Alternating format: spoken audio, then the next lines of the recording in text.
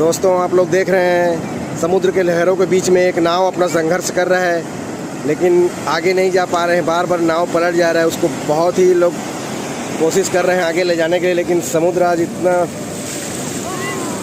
रौद्र रूप में है कि उसको आगे जाने नहीं दे रहा है। बार बार ये लोग पलट जा रहे हैं। आप देख सकते हैं नाव का क्या हालत है। मेरे हिसाब से तो ऐसे मौसम में जाना नहीं चाहिए।